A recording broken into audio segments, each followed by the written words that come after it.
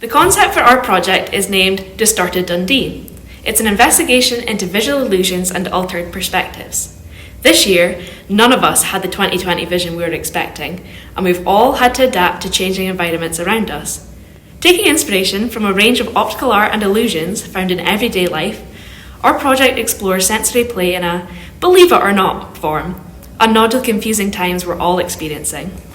Our panels create a surprising effect and go against what's first expected when the piece is initially viewed. Making use of reflections and lenticular forms, a subtle, warped sense of reality is created, and the senses can be engaged both up close and at a distant position. The imagery changes as the viewer moves, and this way, the user is in control of an absorbing, personalised experience. We found it important to continue the Science Centre's ethos of local pride, and have included Dundee imagery to embody this. Local landmarks and areas are depicted, and the Science Centre itself features too. Our theme of self-reflection is shown in our use of mirrors, and this allows users to see themselves placed within an image of Dundee. This enhances sense of place and grounding, because after all, we are all Dundee. As a Dundonian, my panel design takes inspiration from the Tay Rail Bridge. I chose this landmark as it is one of my favourite structures in Dundee. It is also quite distorted depending on what angle you view it from, which made it perfect for our theme. I took some pictures of the bridge from various angles and overlapped these images to create a subtle illusion of an impossible bridge.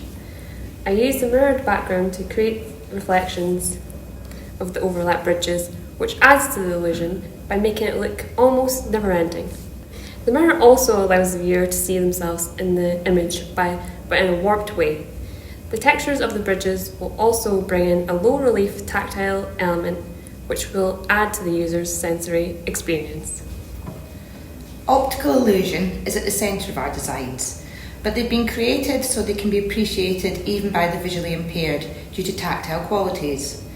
Many of the textures, including the braille, are low relief so as not to overwhelm the user. As a mature student and an ex-resident of Dundee, I've seen so much of the city change over the years, and yet so many iconic vistas remain the same. In this panel, I've looked at Dundee in new ways, which led me to merge the appearances from different perspectives. By using mirrors, the viewer is combined within the imagery, and the lenticular folds of the bridges show a familiar scene from angled viewing. Reflections and the texture of the braille will bring depth to this panel, and the corrugated bridges just ask to be touched.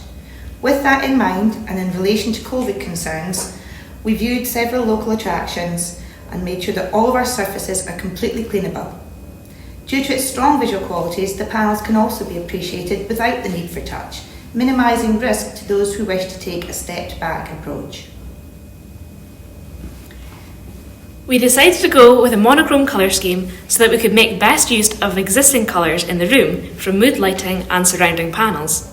Our use of mirrors, glass and reflections would allow these to be bounced back to the viewer in a non-intrusive way, avoiding overstimulation by simply using what already exists in the room.